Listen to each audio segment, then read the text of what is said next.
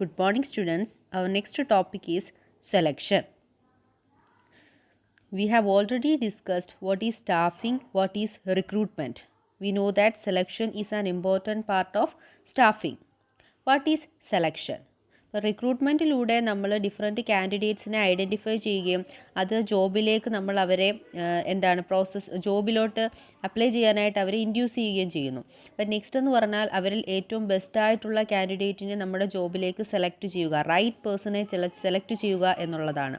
അപ്പോൾ ആ പ്രോസസ്സാണ് സെലക്ഷൻ എന്ന് പറയുന്നത്. അപ്പോൾ സെലക്ഷൻ എന്ന് പറഞ്ഞാൽ we have to choose the best talented and most suitable persons from among various applicants to the job. അപ്പോൾ ഇതിൻ്റെ നമുക്ക് ഡെഫിനിഷൻ എന്താണെന്ന് നോക്കാം. The definition is given by Dale Yoder. According to him, selection is the process in which candidates for employment are divided into two classes, those who are to be offered employment and those who are not. അപ്പം അദ്ദേഹത്തിൻ്റെ അഭിപ്രായത്തിൽ selection എന്ന് പറഞ്ഞാൽ നമ്മളുടെ എംപ്ലോയ്മെൻറ്റിലേക്ക് നമ്മൾ ആപ്ലിക്കൻസിനെ invite ചെയ്യുമ്പോൾ ആ ആപ്ലിക്കൻസിനെ നമ്മൾ രണ്ടായിട്ട് ക്ലാസിഫൈ ചെയ്തു, അല്ലെങ്കിൽ കാൻഡിഡേറ്റ്സിനെ നമ്മൾ രണ്ട് ക്ലാസ്സസ് ആക്കുന്നു. അതിലെ ഏറ്റവും നമുക്ക് സ്യൂട്ടബിൾ ആയിട്ടുള്ള ഒരു വിഭാഗം കാൻഡിഡേറ്റ്സിനെ നമ്മൾ എംപ്ലോയ്മെൻറ്റ് ഓഫർ ചെയ്യുകയും എന്നാൽ മറ്റൊരു വിഭാഗത്തിന് നമുക്ക് എംപ്ലോയ്മെൻറ്റ് കൊടുക്കാൻ പറ്റാതിരിക്കുകയും ചെയ്യുന്നു. അപ്പോൾ സെലക്ഷൻ എന്ന് പറയുന്നത് നെഗറ്റീവ് നേച്ചറിലുള്ള ഒരു പ്രോസസ്സായിട്ട് നമുക്ക് കൺസിഡർ ചെയ്യാം. Because we cannot choose all of the applicants to the job. We have to eliminate some of the candidates for employment. So it is a negative nature process. And selection is also a screening process. അല്ലേ, best ആയിട്ടുള്ള കാൻഡിഡേറ്റിനെ നമ്മൾ choose ചെയ്യുന്ന process ആയതുകൊണ്ട് തന്നെ ഇതൊരു ഒരു screening process ആണെന്ന് നമുക്ക് പറയാം. Then we can go through the difference between recruitment and selection.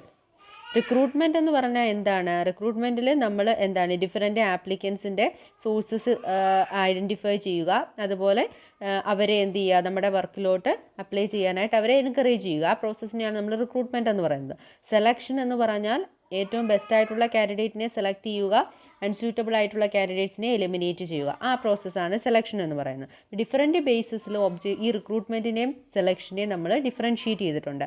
എന്തൊക്കെ ഡിഫറൻസ് ആണ് എന്നുള്ളത് നമുക്ക് നോക്കാം. First basis of difference is object. What is the object of recruitment? That is to attract more and more applicants. കൂടുതൽ നമ്മുടെ ജോബിലേക്ക് ഒരുപാട് ആപ്ലിക്കൻസിനെ അട്രാക്റ്റ് ചെയ്യുക എന്നുള്ളതാണ് റിക്രൂട്ട്മെൻറ്റിൻ്റെ object. What is the object of selection? Eliminate unsuitable persons. Best ആയിട്ടുള്ള കാൻഡിഡേറ്റിനെ മാത്രം നമ്മുടെ ജോബിലേക്ക് നമ്മൾ സെലക്ട് ചെയ്യുക, അൺസ്യൂട്ടബിൾ ആയിട്ടുള്ളവരെ അവോയ്ഡ് ചെയ്യുക അല്ലെങ്കിൽ എലിമിനേറ്റ് ചെയ്യുക എന്നുള്ളതാണ്. Then the next basis of difference is nature. Recruitment എന്ന് പറഞ്ഞാൽ ഒരുപാട് ആപ്ലിക്കൻസിനെ അട്രാക്റ്റ് ചെയ്യുന്ന പ്രോസസ്സാണ്. That is it is positive in nature. But selection eliminate unsuitable candidates. Unsuitable ആയിട്ടുള്ള ആളുകളെ എലിമിനേറ്റ് ചെയ്യുന്നു. So that is a negative nature process. Then the difference is meaning.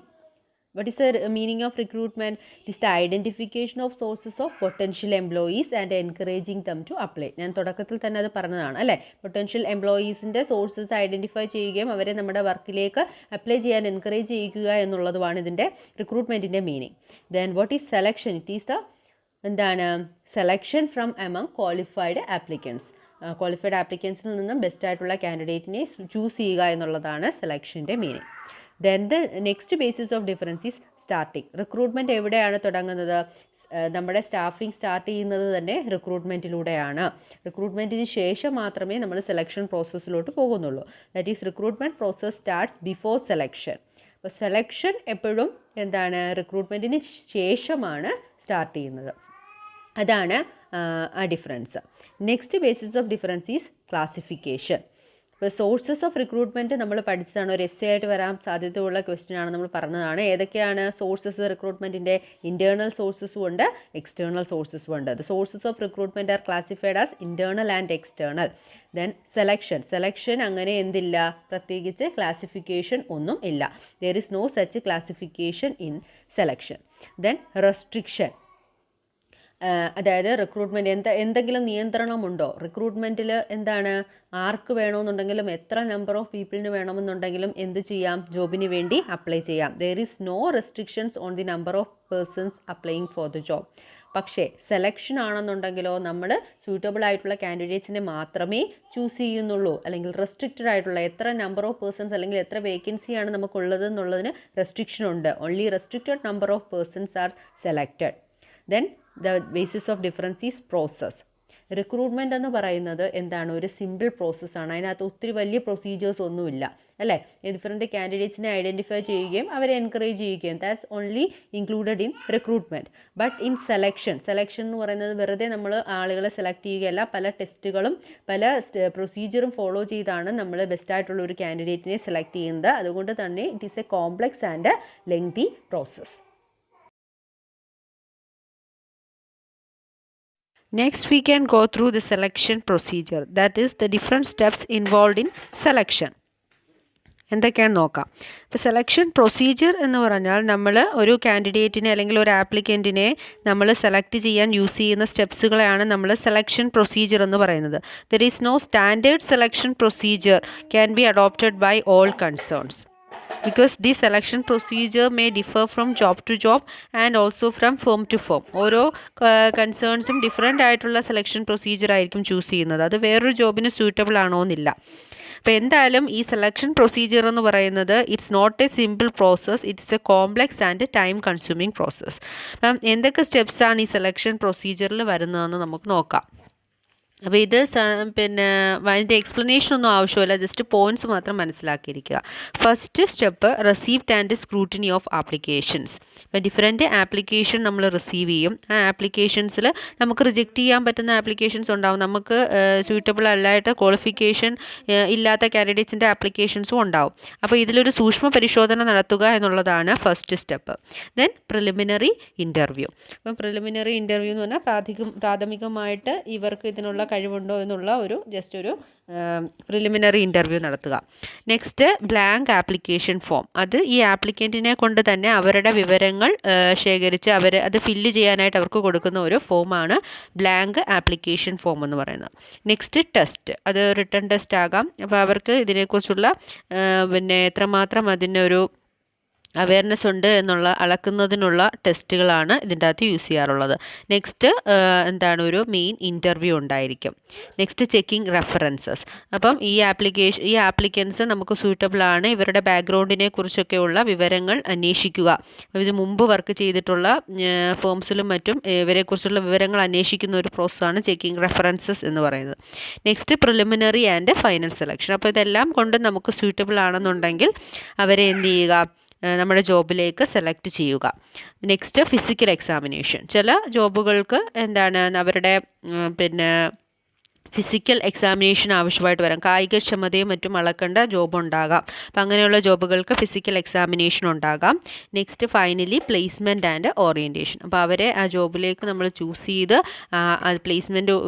Placement നൽകുക. അതുപോലെ തന്നെ ആ ജോബിനെ കുറിച്ചുള്ള വിവരങ്ങളും മറ്റും അവരെക്കുറിച്ച് ഒരു ബോധവാന്മാരാക്കി കൊടുക്കുക. Placement and orientation. അപ്പോൾ ഇത്രയും സ്റ്റെപ്സുകളാണ് സെലക്ഷനിൽ വരുന്നത്. അടുത്തത് ഒരു എസ്സേ ക്വസ്റ്റ്യൻ ആണ്. What is training, sketch the common methods and types of training programs. അപ്പം നമുക്കതിൻ്റെ ഇൻട്രൊഡക്ഷൻ പാർട്ട് നോക്കാം. എന്താണ് ട്രെയിനിങ്? ട്രെയിനിങ് എന്ന് പറഞ്ഞാൽ എന്താണ്? ഇപ്പം ഒരു പുതിയതായിട്ട് ഒരു എംപ്ലോയി ഒരു ഓർഗനൈസേഷനിൽ വരുവാണെങ്കിലും അല്ലെങ്കിൽ ഒരു എക്സിസ്റ്റിംഗ് എംപ്ലോയി ആണെങ്കിലും രണ്ടു പേർക്കും എന്താവശ്യമുണ്ട്? ട്രെയിനിങ് ആവശ്യമുണ്ട്. എക്സിസ്റ്റിംഗ് എംപ്ലോയീസിന് എന്തിനാണ് ട്രെയിനിങ്? അവർ ഓൾറെഡി എന്താണ് ജോബിനെ കുറിച്ചുള്ള എല്ലാ അവയർനെസ്സും അവർക്കുണ്ട്. അപ്പോൾ അതിന് പ്രത്യേകിച്ച് നോളജ് ആവശ്യമില്ല. അങ്ങനെയല്ല, എന്താണ് പുതിയ ടെക്നോളജീസ് അല്ലെങ്കിൽ പുതിയ മെഷീൻസ്, പുതിയ എക്യുപ്മെൻറ്റ്സ് ഒക്കെ ഓർഗനൈസേഷൻ വരുമ്പോൾ അതിനെക്കുറിച്ച് ഒരു അവയർനെസ് ഉണ്ടാക്കാൻ വേണ്ടി അവർക്കും എന്താവശ്യമുണ്ട്? ട്രെയിനിങ് ആവശ്യമുണ്ട്. അപ്പം ഒരു ഓർഗനൈസേഷനിൽ കണ്ടിന്യൂസ് ആയിട്ടുള്ള ഒരു പ്രോസസ്സാണ് ട്രെയിനിങ് എന്ന് പറയുന്നത്. ട്രെയിനിങ്ങിനെ നമുക്ക് ഡിഫൈൻ ചെയ്താൽ it is the act of increasing the knowledge and skills of an employee for doing a particular job. എംപ്ലോയിയുടെ നോളജും സ്കില്ലും ഇമ്പ്രൂവ് ചെയ്യുന്ന ആ പ്രോസസ്സിനെയാണ്, ഒരു പെർട്ടിക്കുലർ ജോബ് ചെയ്യാൻ വേണ്ടി പിന്നെ അവരുടെ നോളജും സ്കില്ലും ഇമ്പ്രൂവ് ചെയ്യുന്ന ആക്ടിനെയാണ് നമ്മൾ ട്രെയിനിങ് എന്ന് പറയുന്നത്. ഈ എംപ്ലോയീസിന് ട്രെയിനിങ് കൊടുക്കുന്നത് കൊണ്ട് എന്തൊക്കെ ബെനിഫിറ്റ്സ് ആണ് ഉള്ളത്? ഇറ്റ് ഈസ് ഓർഗനൈസേഷനും ബെനിഫിറ്റ്സുകളുണ്ട്, അതുപോലെ തന്നെ എന്താണ് എംപ്ലോയീസിനും ബെനിഫിറ്റ്സ് ഉണ്ട്. നമുക്ക് എന്തൊക്കെയാണ് ബെനിഫിറ്റ്സ് എന്ന് നമുക്ക് നോക്കാം. First point, training helps the employees to acquire the skills to do a job within a short period of time. നമുക്കറിയാം, ഒരു ജോബ് എങ്ങനെയാണ് ചെയ്യേണ്ടതെന്ന് നന്നായിട്ട് അറിയാവുന്ന ഒരു വ്യക്തിക്ക് വളരെ കുറഞ്ഞ സമയം കൊണ്ട് തന്നെ എന്ത് ചെയ്യാൻ പറ്റുന്നു, ആ ജോബ് ചെയ്ത് തീർക്കാനായിട്ട് പറ്റുന്നു. അപ്പം കൂടുതൽ സ്കില്ല് അക്വയർ ചെയ്യാൻ എംപ്ലോയീനെ സഹായിക്കുന്നു എന്നുള്ളതാണ് ഇതിൻ്റെ ഒരു benefit. Next benefit, it results in increase in quantity and quality of output. ഇപ്പോൾ ട്രെയിൻഡ് ആയിട്ടുള്ള എംപ്ലോയി ആണെന്നുണ്ടെങ്കിൽ ആ പ്രോഡക്റ്റിൻ്റെ ക്വാളിറ്റിയും കൂട്ടാൻ സാധിക്കും, അതുപോലെ തന്നെ അതിൻ്റെ ക്വാണ്ടിറ്റിയും നമ്പറും കൂട്ടാൻ, ആ പ്രോഡക്റ്റ് കൂടുതലായിട്ട് ഉൽപ്പാദിപ്പിക്കാനും സാധിക്കുന്നു. Next benefit, it reduces the need for detailed and constant supervision. അപ്പോൾ എല്ലാം അറിയാവുന്ന ഒരു എംപ്ലോയി ആണെന്നുണ്ടെങ്കിൽ അവരെ കൂടുതലായിട്ട് സൂപ്പർവൈസ് ചെയ്യേണ്ട ആവശ്യം വരുന്നില്ല. അപ്പോൾ കോൺസ്റ്റൻറ്റ് സൂപ്പർവിഷൻ അല്ലെങ്കിൽ ഡീറ്റെയിൽഡ് സൂപ്പർവിഷൻ നമുക്ക് റെഡ്യൂസ് ചെയ്യാനായിട്ട് സാധിക്കും. Next point, it avoids all wastages which lead to less cost of production.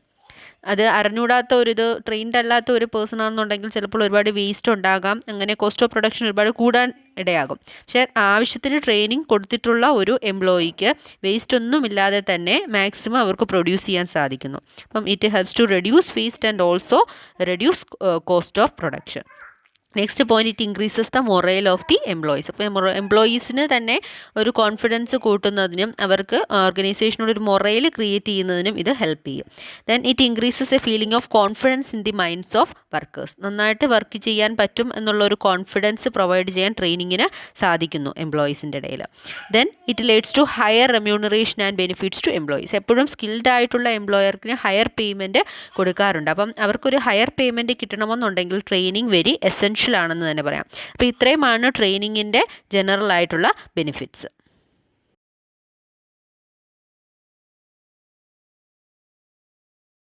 അപ്പോൾ ഏതൊക്കെ രീതിയിലാണ് ഒരു ഓർഗനൈസേഷനിൽ ട്രെയിനിങ് പ്രൊവൈഡ് ചെയ്യുന്നത്, അതായത് different methods and types of training എന്തൊക്കെയാണെന്ന് നമുക്ക് നോക്കാം.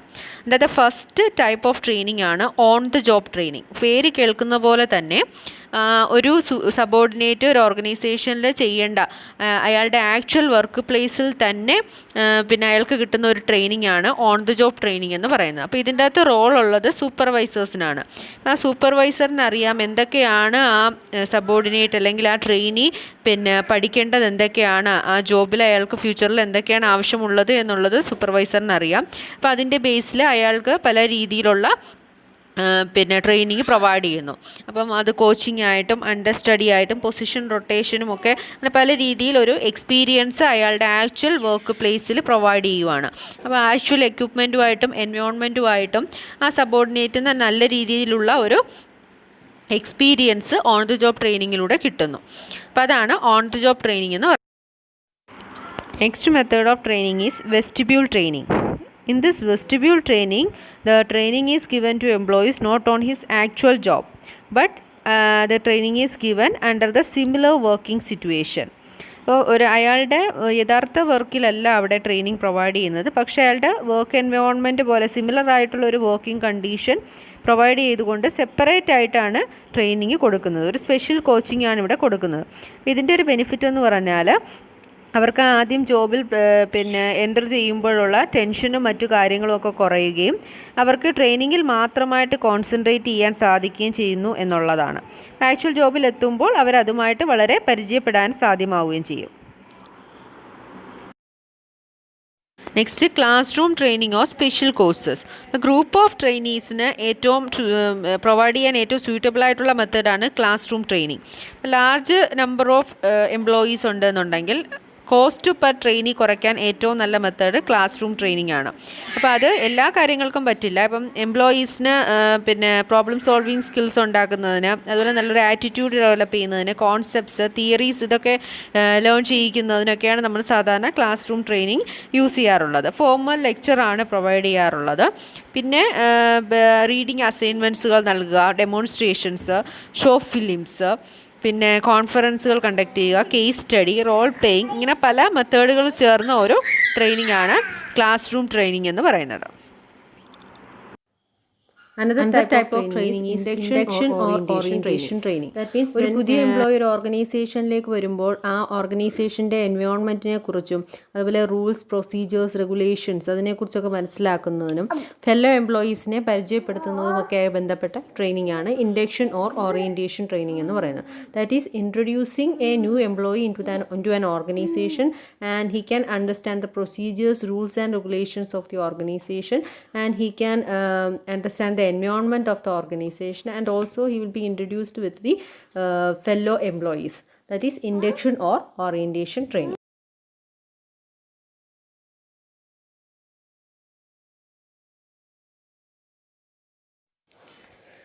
Refresher training. Existing employees also need some training. They have to improve their existing knowledge and they have to understand the new developments in their field. The refresher training is given to the old employees or existing employees in an organization. ഇപ്പോൾ refresher training എന്ന് പറഞ്ഞാൽ already ഉള്ള എംപ്ലോയീസിന് provide ചെയ്യുന്ന training ആണ്. അപ്പം ഏറ്റവും latest ആയിട്ടുള്ള methods മനസ്സിലാക്കുന്നതിനും അവരുടെ ജോബിൽ അത് പെർഫോം ചെയ്യുന്നതിനും അവരുടെ എഫിഷ്യൻസി കൂടുതൽ ഇമ്പ്രൂവ് ചെയ്യുന്നതിനുമൊക്കെ ഇങ്ങനെയുള്ള റിഫ്രഷർ ട്രെയിനിങ് ആവശ്യമാണ്. അപ്പോൾ ഹയർ റെസ്പോൺസിബിലിറ്റീസ് ഏറ്റെടുക്കുന്നതിനുമൊക്കെ റിഫ്രഷർ ട്രെയിനിങ് പ്രൊവൈഡ് ചെയ്യേണ്ടത് ആവശ്യമാണ്. Next is apprenticeship training. Apprenticeship training എന്ന് പറയുമ്പോൾ അതിൻ്റെ അകത്ത് സ്കില്ലും നോളജും ആവശ്യമായിട്ട് വരുന്ന ജോബുകളിലാണ് അപ്രൻറ്റീസ്ഷിപ്പ് ട്രെയിനിങ് അപ്ലൈ ചെയ്യാറുള്ളത്. അപ്പം ഇതുപോലെ പ്രിൻറ്റിങ് വർക്ക്സുകൾ, building construction works, mechanics, electronics, അപ്പം ആക്ച്വൽ ജോബിലുള്ള ഒരു എക്സ്പീരിയൻസും അവർക്ക് ആവശ്യമാണ്. അതുപോലെ തന്നെ ഒരു ക്ലാസ് റൂം തിയറി കോൺസെപ്റ്റ്സ് കാര്യങ്ങളൊക്കെ മനസ്സിലാക്കാനായിട്ട് ഒരു ക്ലാസ് റൂം ട്രെയിനിങ്ങും ആവശ്യമാണ്. അപ്പോൾ ഇതിന് ഓൺ ദ ജോബ് ട്രെയിനിങ്ങും പ്രൊവൈഡ് ചെയ്യുന്നുണ്ട്, അതുപോലെ തന്നെ ക്ലാസ് റൂം ട്രെയിനിങ്. ഇത് രണ്ടും ഇൻവോൾവ് ആയിട്ടുള്ള ഒരു ട്രെയിനിങ് മെത്തേഡാണ് അപ്രൻറ്റീസ്ഷിപ്പ് ട്രെയിനിങ് എന്ന് പറയുന്നത്. അപ്പോൾ ഇതിന് ആ ട്രെയിനീസിന് അവരുടെ ലേണിങ്ങിൻ്റെ പാർട്ടായിട്ട് തന്നെ അവർക്ക് വേജസും ക്ലെയിം ചെയ്യാൻ പറ്റും, വേജസും കിട്ടുന്നുണ്ട്. അപ്പോൾ ആ ടൈപ്പ് ഓഫ് ട്രെയിനിങ് ആണ് അപ്രൻറ്റീസ്ഷിപ്പ് ട്രെയിനിങ് എന്ന് പറയുന്നത്. These are the different types of training, that is on the job training, vestibule training, classroom training, induction training, refresher training and finally apprenticeship training. അപ്പം ഇത് നമുക്ക് 2 മാർക്സിന് ഓരോ ട്രെയിനിങ്ങും ചോദിക്കാം, അല്ലെങ്കിൽ 5 മാർക്സിന് ചോദിക്കാം, SC ആയിട്ടും ചോദിക്കാൻ സാധ്യതയുള്ള ക്വസ്റ്റ്യൻ ആണ്. Okay, thank you.